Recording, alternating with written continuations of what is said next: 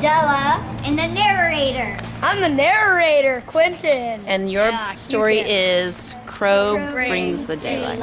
Group is Davi, Sienna, Paz, and we started. This first group is Isaac and Claire and Andy. And your story is Crow Brings Daylight. okay. And you can start. Long, long ago, when the world was still new, the Inuit lived in darkness in their home, in the vastness of the north. They had never heard of daylight, and when it was first explained to them by Crow, who had traveled back and forth between the Northlands and the South, they had not believed it. Yet many of the younger folks were fascinated by the story of daylight that divided their lands of South. They made Crow repeat his tales until they knew him. They knew him by heart. Imagine how far and how long you could hunt, they told one another. Yes, and see the polar bears from its attacks, other agreed. Soon the yearning for daylight was so strong that the Inuit people began beg Crow to bring it to them. Crow shook his head. I'm too old, he told them. Daylight is very far away, and I can no longer go so far. But the pleadings of the people made him reconsider, and finally he agreed to make the long journey to the south. Crow flew many miles through the endless dark of the north. He flew really many times and almost turned back, but at last he saw a rim of daylight that was very azure, and he knew that the daylight was close. So he came straight into the river and flew with all his might. Crow flew for many miles through the endless dark of the north, grew very weary many times, and almost turned back.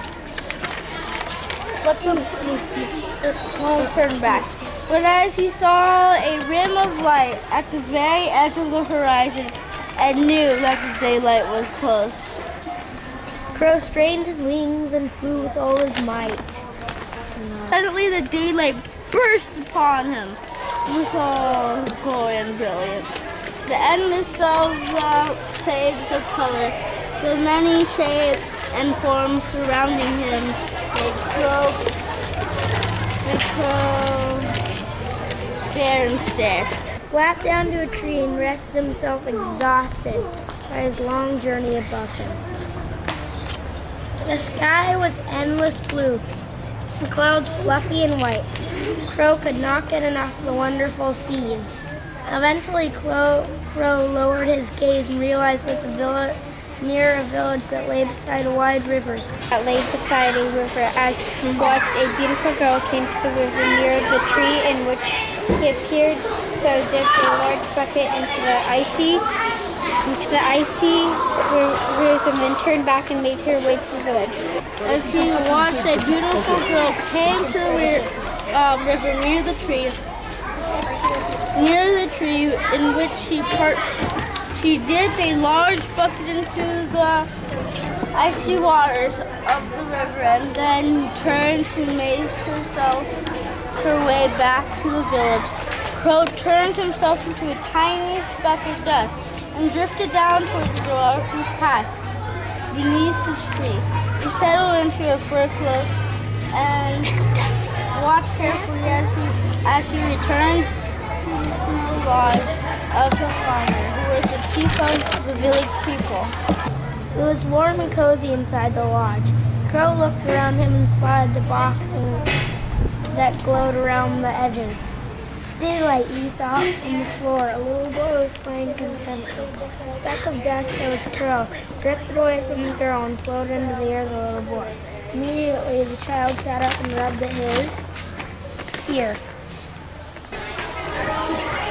which was a strange speck. He started to cry, and the chief was who was a doting grandfather, came running to the snow lodge to see what was wrong. What is wrong? Why are you trying? The thief asked, kneeling beside the child. Inside the little boy's ear, Crow whispered, "You want to play with the little ball of daylight?" The boy rubbed at his ear and repeated Crow's words. The chief sent his daughter to the glowing box in the corner. She brought it to her father, who removed a glowing ball, tied it with a string, and gave it to the little boy. He rubbed it at his ear thoughtfully before taking the ball.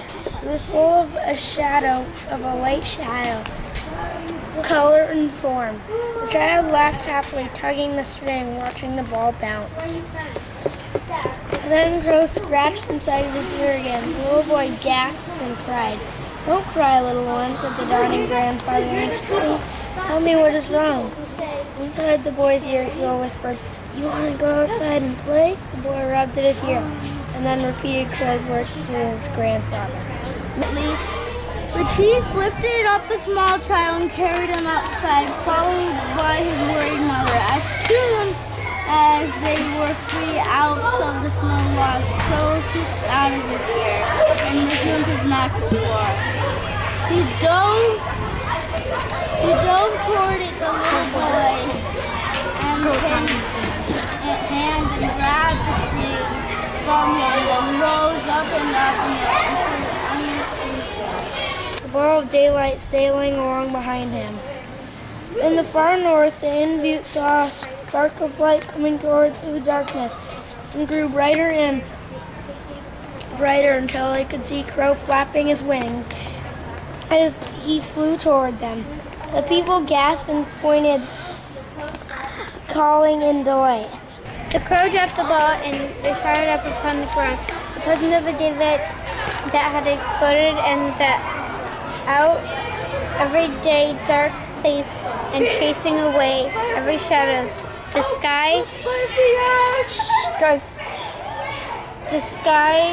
grew bright and turned blue, that their mountains took off color and form. The snow and ice sparkled so brightly that the newt had shade their eyes. The people laughed and heard and exclaimed over their good fortune, but Crow told them that the daylight would not last forever. He had only one ball of daylight from the people of the South, and it would need to rest for 6 months every year and to regain its strength. During that 6-month period, the darkness would return. The people said, "Half a year of daylight is enough. Before you brought the daylight, we lived our life in total darkness." They thanked Crow over and over. To this day, the Newt people live in half a year of darkness and half a year in daylight, and they're always kind to Crow, for it was he who brought them daylight. Excellent. Yay for Crow. Good job. Thank you. The end. The end. Nice job, you guys. The end. Excellent.